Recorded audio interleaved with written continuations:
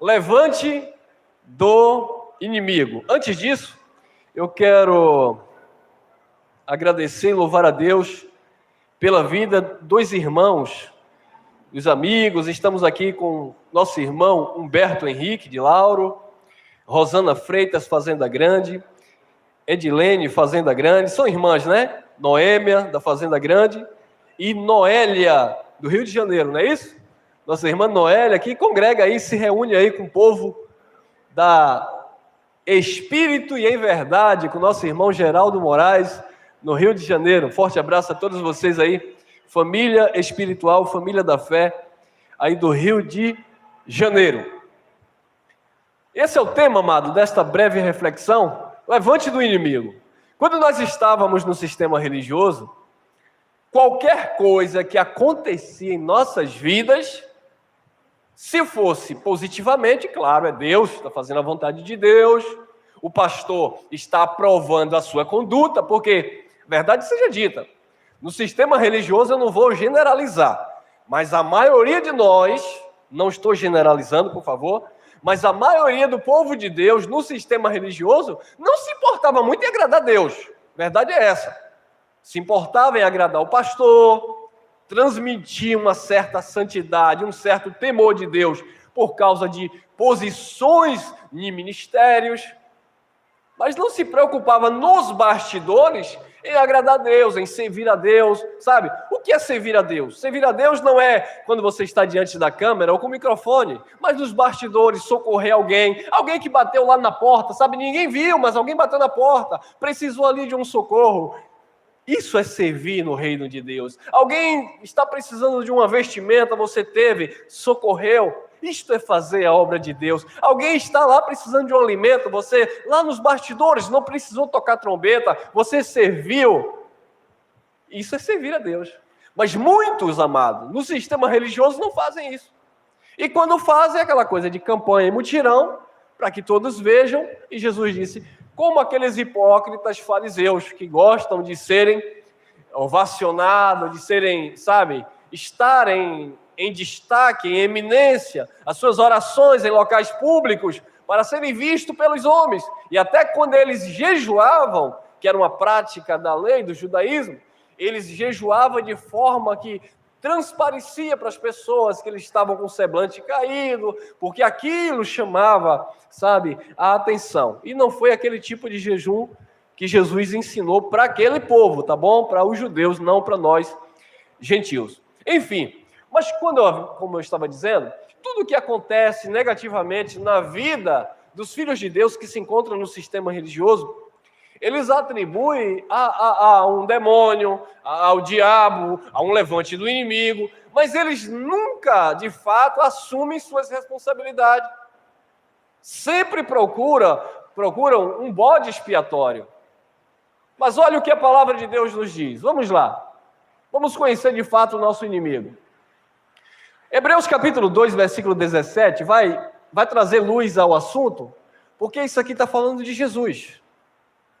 No versículo 14, eu não coloquei aqui, diz assim: visto, pois, como os filhos participam de carne e sangue, vou estar falando logo mais, ele também, Jesus, participou das mesmas coisas, de carne e sangue, para que pela sua morte ele aniquilasse aquele que tinha o império, o poder da morte, isto é, o diabo. Nós sabemos que ali é a lei de Moisés e o pecado adâmico que imperava, que matava, que destruía.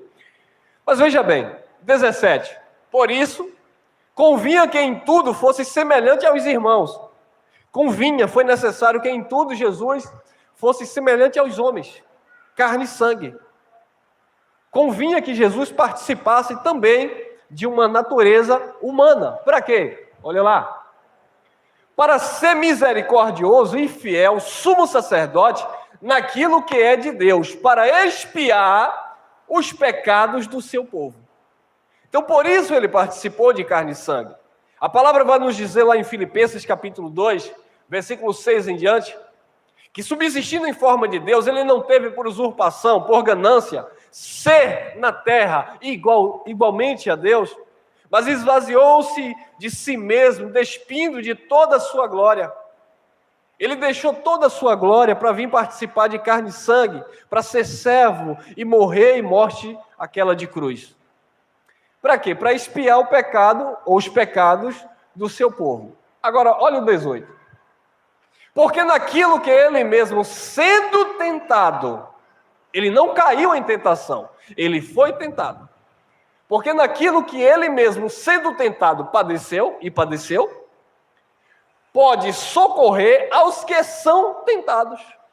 Então, em que área Jesus foi tentado? Na sua humanidade, porque no Espírito ele não poderia ser tentado. Diga-se de passagem, no Espírito ele nem poderia morrer. Para ele morrer, ele teve que dizer: eu entrego a ti o meu Espírito, ou seja, se despiu de toda a sua divindade para que a carne do Nazareno morresse. É por isso que nós explicamos sempre que nós não adoramos Jesus de Nazaré, porque Jesus de Nazaré foi uma manifestação na carne, mas o Cristo, o Messias, o ungido, era um Espírito que estava habitando naquele corpo. Então ele veio com o corpo humano e ele foi tentado, ele padeceu as tentações, mesma coisa que todos os seres humanos. Ele padeceu as tentações, mas ele não caiu na tentação. Por quê? Porque ele venceu as tentações e ele pode também socorrer, ou ele pode socorrer, aqueles que também são tentados. Então, como eu falei, todo tipo de levante, todo tipo de tentação para o sistema religioso tradicional é uma criatura que saiu das trevas, é um demônio que apareceu não sei de onde, porque se quebra alguma coisa, o pastor já havia falado semana passada que era o tranca-rua, o Zé Pilintra, o marido chegou em casa bêbado, aí a mulher já disse, o pastor falou, ó. Aí é o Zé Pinguço, tem tudo, Zé Pilintra, tem tudo. A pessoa perdeu o emprego, é o tranca-rua, bem o pastor me falou, é o tranca-rua. Houve uma traição, alguma coisa, a pombagira se manifestando. Então, foi isso que nos ensinaram na religião, amado. Mas tem respaldo bíblico? Não. Mas e daí? Afinal de contas, alguém estava lá de terno e gravata, com o microfone na mão, um anel de teologia, falando em nome de Jesus. Irmão, estão falando em nome de Jesus, então nós temos que aceitar. Você sabia que não é para aceitar tudo em nome de Jesus? Claro que não. Em nome de Jesus, nós estamos vendo aí homens estrupando e abusando de mulheres, dizendo que estão conduzindo essas pessoas a uma espiritualidade, a algo profundo, algo... Em nome de Jesus estão matando, destruindo vidas. Então não é para você receber em nome de Jesus, é para você ter e andar em Jesus. E não receber, porque senão vira bagunça, mano. Eis que o Senhor Jesus mandou te dizer, não mandou dizer nada, mas eles estão dizendo que Jesus mandou dizer. Jesus me deu uma revelação. Foi? Te deu uma revelação? Interessante, né? Então isso é um problema, amado. Então Jesus, porque naquilo que ele mesmo sendo tentado padeceu, pode socorrer os que são tentados. Tiago capítulo 4, versículo 1. Em que nós somos tentados? Tiago vai explicar. Para não ficar só em Paulo, porque alguns aí do sistema, vocês também só pregam Paulo. É porque Paulo falou basicamente o mesmo em relação a isso aí. Paulo mandou crucificar, Timóteo, crucifica as paixões da carne, faça morrer a tua natureza carnal. Paulo dizia: aquele que mentia, não minta mais, faça o que é correto, o que é justo, não deixe lugar ao diabo, que ali é um adjetivo endereçado à carne, aquilo ali é o conceito de carne. E olha o que Tiago também diz. O interessante é que nesse capítulo, no versículo 7 isolado, vai dizer que capítulo 4 de Tiago, versículo 7, diz que nós não devemos dar lugar ao diabo. E quando você olha lá o que é o diabo, resistir ao diabo e esse diabo fugirá de vós, são justamente as inclinações da carne. Não é uma criatura. Não sujeitai-vos a Deus, irmão. Resista ao diabo e o diabo fugirá de vós. Agora eu vou perguntar, como é que você vai resistir se existisse uma criatura espiritual poderosa que sai tocando fogo em tudo?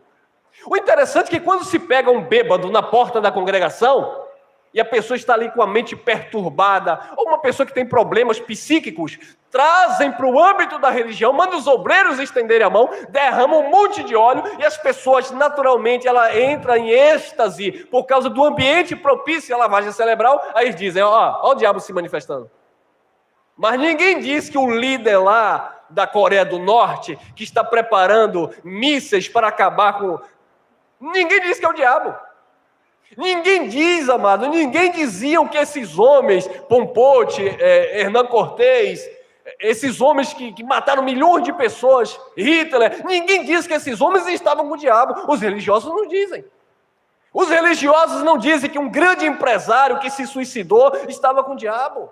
Os religiosos não dizem que pessoas cultas, intelectualmente falando, pessoas ricas, empresários, mega empresários, que acabam com o nosso país, estão possuídos por demônios. E se disserem, é uma contradição, porque eles não vão expulsar. Perceberam? Agora, quando eu pego um coitado, fragilizado, eu digo isso porque eu já fiz isso. É o diabo se manifestando. Olha o diabo aí. É o que a palavra de Deus diz. Não é o que eu digo, é o que a palavra de Deus diz. Afinal de contas, se nós pregamos a Bíblia, precisamos acreditar no que está escrito aqui. Examinar, claro, com atenção. Então, o que é que a palavra de Deus diz? Ou você que me acompanha aqui na câmera não tem uma Bíblia que tem isso aqui na sua casa? Ou você é daquele que fecha a Bíblia e espera o pastor falar qualquer baboseira para você dizer amém? Porque se fosse assim, nós estávamos como sistema religioso, que manda você guardar a Bíblia na sua bolsa, e eu falo o que eu bem entender aqui em nome de Jesus, e depois mando você vir sacrificar no altar e dar seu carro da sua casa, porque Deus está mandando. Mas infelizmente é disso que as pessoas gostam, irmão. As pessoas gostam quando o pastor diz assim, olha, pega aí o envelope e sacrifica a tua melhor oferta. As pessoas gostam quando ele diz assim, sacrifica o teu carro na campanha, no propósito, no projeto. Projeto de quem? De Deus, não. Projeto do pastor. Deus não deu esse projeto a ninguém. Projeto do homem. Eles são os principados e as potestades que estão atuando nas regiões, na mente, onde deveria ser ministrada a palavra do Pai. De onde vêm as guerras e pelejas entre vós? Quem já ouviu falar em guerra? Pelejas, brigas. De onde vem? Vem do inferno. O religioso? Não. Vem do capeta, irmão. As guerras? Quem causa as guerras? É o diabo. Vamos lá. De onde vem as guerras e pelejas entre vós? Porventura não vem disto, a saber, dos vossos, o quê? Deleites, prazeres, vontades, paixões, concupiscências, atitudes, atos. Então vem da onde? Dos demônios? Vem do Tranca-Rua, Preto Velho, Maria Padilha, Capeta? Não! A saber dos vossos deleites que nos vossos membros guerreiam. É uma pergunta, de onde vem? De onde vem as guerras, pelejas entre vós? Porventura não vem disto a saber dos vossos deleites, prazeres, que nos vossos membros guerreiam? Guerreia aqui em você, na carne, na sua natureza humana, que Jesus disse, a carne é fraca, para nada aproveita. O espírito está pronto, mas a carne é fraca. As palavras que eu vos digo, Jesus disse, é estas palavras que nós estamos fundamentados. As palavras que eu vos digo são espírito e vida. A carne para nada presta, porque a carne, ela se opõe à vontade de Deus. A carne é inimiga de Deus. Não é o capeta que é inimigo de Deus. O inimigo de Deus é a tua carne. A carne tem prazer nas coisas da vida. O teu espírito tem prazer nas coisas de Deus. Tem mais? Tiago 1,13. Ninguém sendo tentado diga de Deus sou tentado. E muito menos do diabo. Nem aparece a figura dele aqui. Ninguém sendo tentado diga de Deus sou tentado. Porque Deus não pode ser tentado pelo mal. E a ninguém tenta. Agora eu vou pegar aqui pesado. Porque se eu cair em tentação foi porque o próprio Deus me inclinou para isso. Safadeza. Não, porque tudo que eu faço está no centro da vontade de Deus. Vai plantar bananeira, rapaz. Centro da vontade de Deus é fazer o bem. Fazer o mal está no centro dos teus membros, das tuas vontades, da mente carnal. Ah, mas não foi Deus que fez todas as coisas? Sim, mas não para isso, não nos filhos. Ou você é vaso de ira, ou você é filho da perdição, porque com propósito ele levantou Judas, ou Faraó e outros. A ministração para a igreja é para os filhos, para os espíritos aperfeiçoados que entendem muito bem.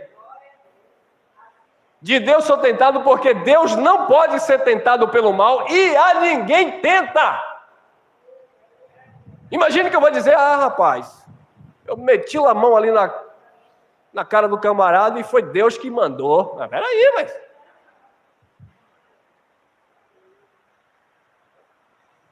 14. Mas cada um é tentado quando atraído.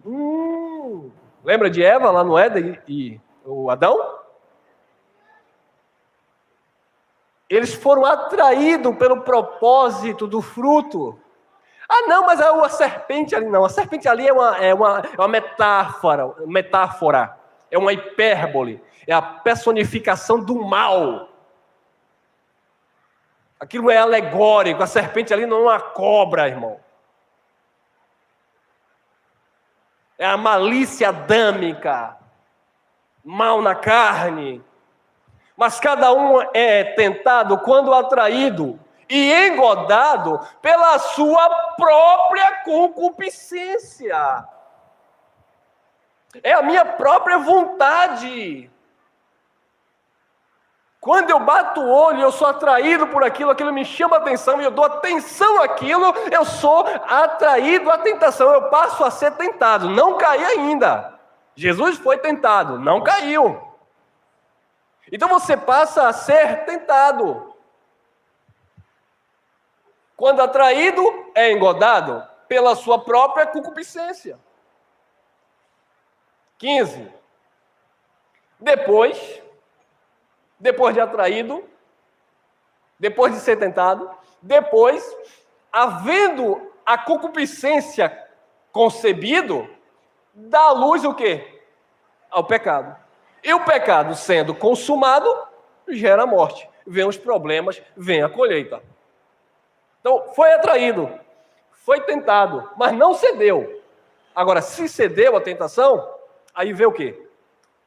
A disciplina e a colheita. Porque tudo é lícito, mas nem tudo nos convém. Quem está entendendo? Tem mais? Tem. Romanos 7, 8, olha o que Paulo disse. Paulo disse que tinha um diabo na cintura dele perturbando ele, foi? Porque eu sei que em mim, isto é, na minha... Então Paulo entendia que ele tinha duas naturezas. Uma natureza espiritual e uma natureza carnal. Nós estamos aqui na Terra com duas naturezas. Quando partirmos daqui, glória a Deus, vamos deixar essa natureza terrena e vamos subir apenas com a natureza espiritual.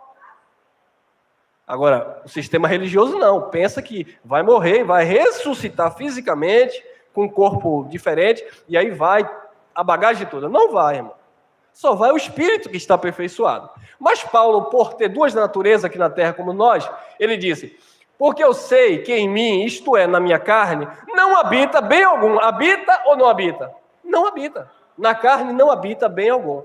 Por isso que eu falei, todo mal que você pratica é de origem carnal. Ela é maligna e ela não tem nada do bem. Irmão, mas eu não sou evangélico, eu não sou católico, eu não sou religioso e eu faço bem. Louvado seja Deus. Frutos do Espírito na sua vida. Porque não precisa você ser um religioso para manifestar que você é um filho de Deus. Porque eu sei que em mim, isto é, na minha carne, não habita bem algum. Com efeito, o querer está em mim, mas não consigo realizar. O querer ali era querer fazer o bem. Estava nele, porque Deus estava nele, e o espírito dele se inclinava para Deus. Mas ele não conseguia realizar no sentido de dizer que a carne era fraca, para nada prestava, e não habitava nada de bom naquela carne. Tanto é que antes dele ter a mente levada ao terceiro céu e ter recebido a revelação, ele vivia perturbando, massacrando, prendendo e até consentindo na morte de muitos cristãos em nome de Deus. Não habita bem algum na carne. Tem mais? Tem. Encerramos aqui. 1 Coríntios 10, 13. Não veio sobre vós tentação, senão do capeta. Senão humana, irmão.